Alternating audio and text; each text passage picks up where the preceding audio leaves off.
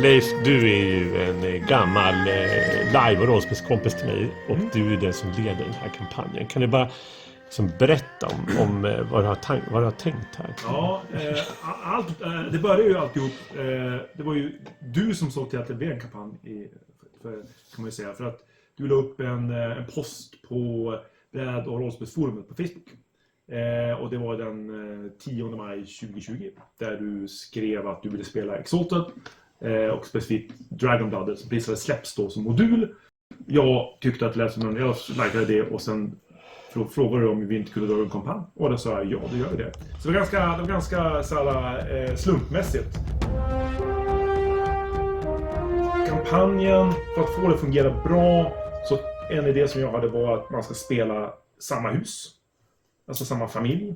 I alla fall ett tepet, eftersom det är ett hus som i spelvärlden det går dåligt för. Och det är alltid bra att spela en underdog. Karaktärerna skulle vara lite så här washouts, lite fuck-ups, lite inte de här bästa i familjen. Men att det är de som får ta ansvaret nu när familjen, huset Tepet har förlorat så mycket av sina drakblodar.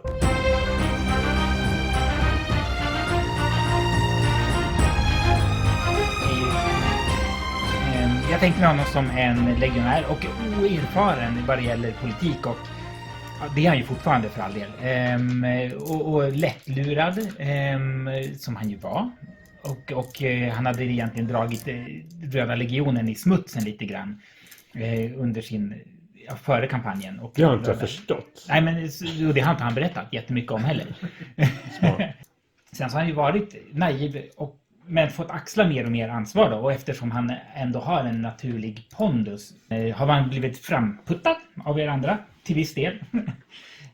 Och tänker sig väl nu att han kan vara familjens ansikte utåt. I alla fall Tillis ansikte utåt om han får hjälp med det.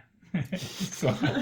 Jag vet inte om han klarar det själv. Jag tycker att han känns som en person som vill bli styrd av andra. Ja, men då behöver man inte ta allt ansvaret själv. Så kan det väl vara. Men jag tror inte han tror det. Okay. Kaito var karaktär som blev väldigt annorlunda mot hur jag hade tänkt mig. Jag hade nämligen gjort ett koncept och en plan som gick ut att Kaito skulle vara en person som skydde ansvar och bara gick bort från plikt och inte gjorde någonting och gjorde det genom att maskera sig själv genom att försöka vara helt inkompetent. Lite grann så här, någon sorts pastisch på hela den här typ konstiga asiatiska drunken master kampsporten. Att man är helt så här orelig och bara springer omkring och är full, men egentligen så är man oerhört kompetent. Så att det var min plan och det var hela mitt koncept och allting. Men sen så allting det sattes helt på ända när de första spelmötena handlade helt om, det är liksom väldigt Kaito-fokuserade och att Kaito helt plötsligt behövde leta efter sin försvunna syster som sen blev en viktig del i kampanjen. Och då gick det liksom inte att låtsas vara inkompetent längre, utan man var tvungen att liksom sträcka upp sig. Så det blev liksom en väldigt snabb intern karaktärsutveckling, typ rollspelsmöte 1 kan man säga. Som ett fint sätt att skriva om att jag fick skriva om mitt koncept. Så och sen blev det som det blev. Och just det där, är våra karaktärer, är vi bra eller är vi dåliga? Inte ens andra karaktärer kanske är så säkra på. Jag tänkte, det var nog lite liknande koncept som du nämnde, så här Drunken Master, fast jag inte visste vad det var. Jag tänkte så här Jack Sparrow, så lite så bara så här. Men en person som har liksom valt det. Det är inte för att jag är så alkoholist och inte kan stå emot, utan man bara, nej men någon som vill ha en njutning, vad det nu innebär, och som också är väldigt specifik och som liksom väljer att så här, nu tänker jag stänga av. Att du slutar hela din existens som en askfat i dödsriket om inte du berättar vad du vet om det här. Ja, skräcken i hans ögon, det lyser. Det är som två stycken... Det kan jag väl tycka ibland när vi spelar att det blir så opraktiskt ibland. Man bara, nu ska jag knarka så här. Så att det kanske inte blir så mycket så som jag har tänkt. Därför att det blir lite opraktiskt. Du har en karaktär som spelar väldigt mycket emot dekorum som är slavhandel och är så Ja, men precis. Och snuskigt men rik. som också så bara liksom är helt okej med det. Därför att hon har kommit fram till att jag är liksom jag och typ så här min fysiska och typ psykiska njutning är viktigast. Jag tänker så här, det är inte bara så jag vill dricka så mycket vin som möjligt, utan jag ska dricka vin och då ska jag vara i den stämningen och så ska det vara så här och ska det vara den personen. Alltså det är liksom... Hon ska optimera på olika sätt. Och vad är det med er? Alltså, ni tre, inte Shao. Så fort vi träffar på någon annan, då bara kastar ni er i famnen på den. Så här, vi möter en Solar som vill förinta imperiet. Ni bara, bäst i världen. Ni möter så här isdrottningen. Bara, vi vill ha sex med isdrottningen. Ni möter abyssaler. Så här, bara, bäst i världen. Inte jag! Jag tycker värre om henne än du gör. Alltså inte den här jungfrun. Hon var okej. Alltså hon är ju vidrig. Jag väljer att inte motstå frestelser. Nej, jag bara misslyckats. Jag har spelat väldigt mycket Vampire med Leif som både spelledare och spelare, och då har vi gjort väldigt mycket angst och dåliga karaktärer som mår väldigt dåligt och gör väldigt dåliga saker, och jag känner att jag vill göra en karaktär som helt enkelt bara älskar sig själv, som är frisk och stark och med ett gott humör, och som helt enkelt bejakar sig själv men inte på andras bekostnad. Så han är ju som en sån här rikemans grabb som gillar att vara ute i naturen typ, och med sina kompisar som han typ betalar för att vara kompis med honom, men han fattar inte det. Han är så där överklass clueless. Han fattar liksom inte hur världen funkar, utan han tror liksom att han tror att alla egentligen trivs i livet egentligen, tror jag. Och han ser sig själv som en hjälte. Han ser sig själv som rättmätigt privilegierad och trivs jättebra med det. Och vill helt enkelt göra det som är rätt och bra och riktigt, och blir frustrerad när folk är fel helt enkelt. Han är också väldigt korkad.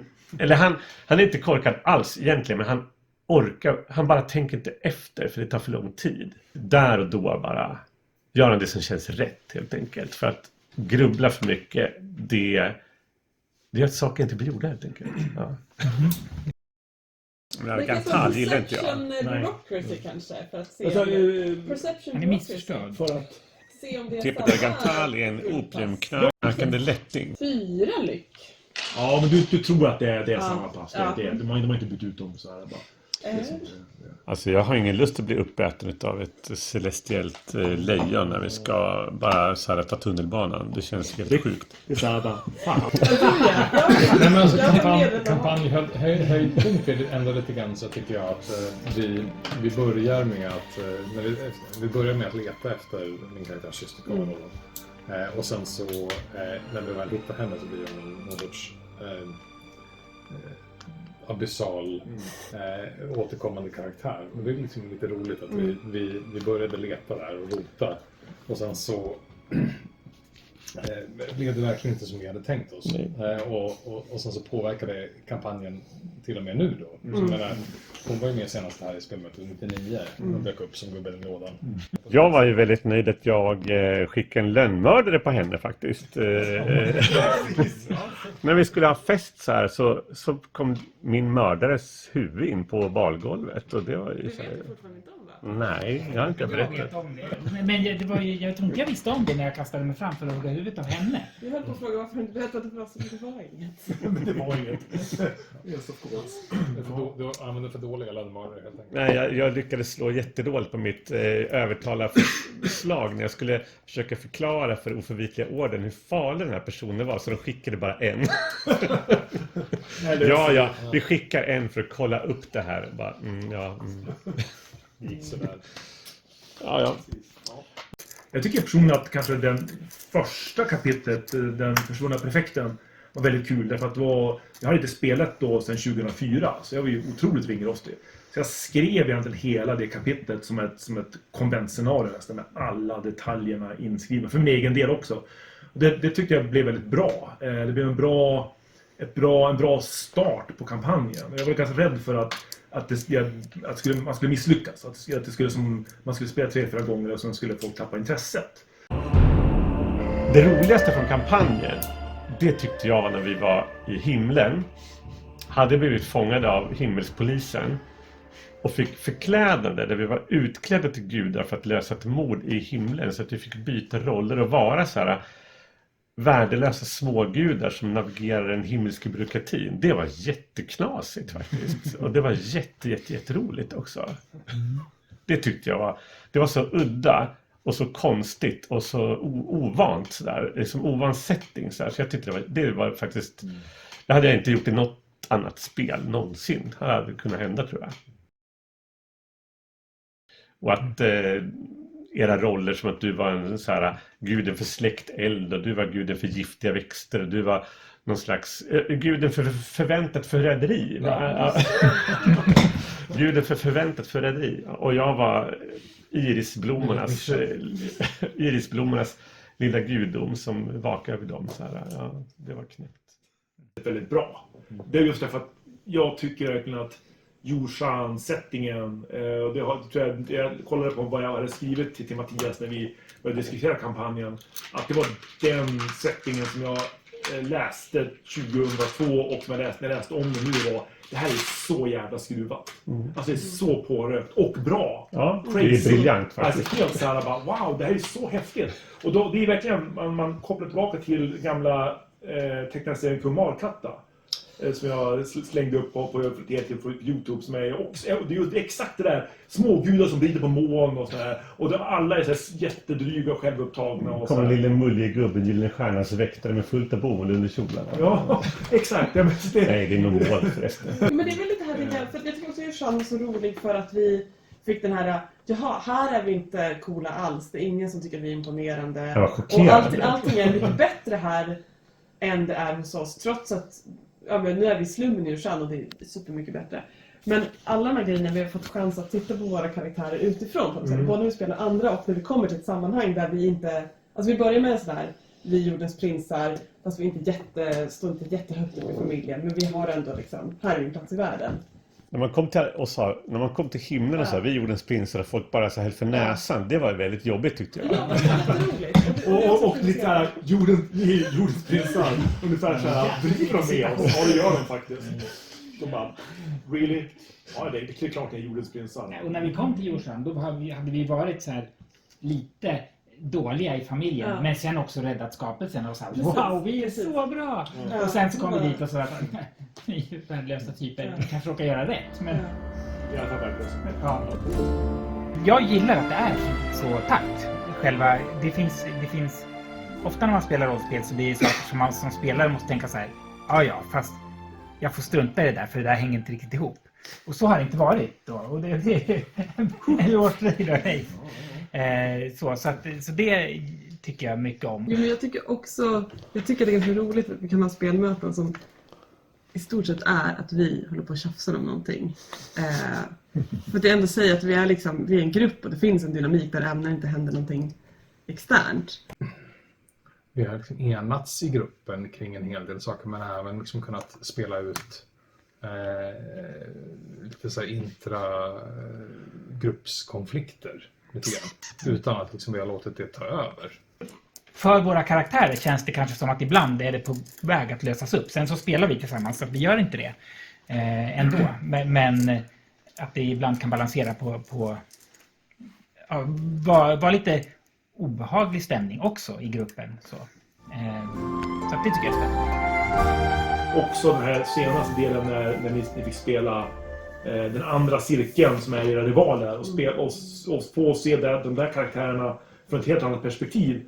Därför att de har ju varit ganska kanske platta karaktärer egentligen. De har varit småtråkiga. För jag har inte utvecklat dem så bra. Men det var tvungna. Så att vi måste göra karaktärerna. Jag la in en hel helg just att göra karaktärerna enligt reglerna. Och sen tänk, vad är det för person egentligen? Och då blev de mycket intressantare. Som Argentar som är ganska så här, som, vad är det för karaktär egentligen? Det blev något helt annat. Alltså, som kommer till ljus ner. Ja, men det är Eller mörker. man känner till grava hemligheter på en av dem, så här, var. Ja. Så att vi vet inte själva allihopa. Nej, allting. det är det. Jag tyckte det var kul att spela en som älskade våra karaktärer.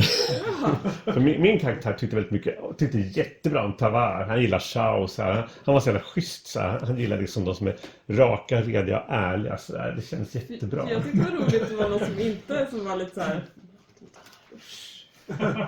Hatar sin egen Jag karaktär. inte hatar, men liksom lite avundsjuk eller tycker att de är ju liksom inget att ha. Men jag som spelare kände att Tavar är ju egentligen en rätt så här simpel kille. När jag spelade Argentar. Alla gillar ju Tavar. Ja. Fast Det är bara för att Tavar är så jäkla snygg. Min karaktär gillar ju Han har verkligen ju Kaito eller Siran. Och definitivt inte Carlo. Argentar tycker inte om Tavar. Det är bara jag som tycker om Carlo. Stora styrkan just är att det inte, de olika kapiteldelarna är inte isolerade delar, utan de är en helhet som hänger ihop, och att det hela tiden dyker upp gamla karaktärer som man träffat dyker upp igen som är annorlunda utvecklade. De har gjort någonting annat under tiden när spelarkaraktärerna har varit i farten, och att man saker och ting som sägs och nämns, det plötsligt kan komma tillbaka 20 spelmöten senare i ny form. Det känns som att vi börjar bli lite sådär. Ja, men vi är ändå cirkeln, vi litar på varandra, men kan vi lita på resten av familjen? Kejsarinnan kan vi inte lita på. Liksom. Nej, och vi vet att det är nog inte så som vi har blivit, som vi har fått lära oss att vi är jordens prinsar. Så det är liksom en sorts process som bara, ingenting vi vet. Vi har lärt oss Vår stämmer. världsbild. Vilka är vi? Vad håller vi på med? Alltså, Axel, vad slår du nu? Charisma presence. För att skicka ut alla så att man bara väntar. Egentligen är det inte jätteviktigt. Liksom, hur är politiken? Jag tänkte vi skulle bara typ dra till Gnif. Det också. Det var 5 lyktor, men de är ju vanlisar de flesta. Men är inte Och sen så lägger man ju på lite, om de inte har Han är inte här. 5 i guide så går ju appearance ändå på plus. Så blir det extra lyck. Vart du så här 7 appearance? Nej, jag har inte 7 appearance.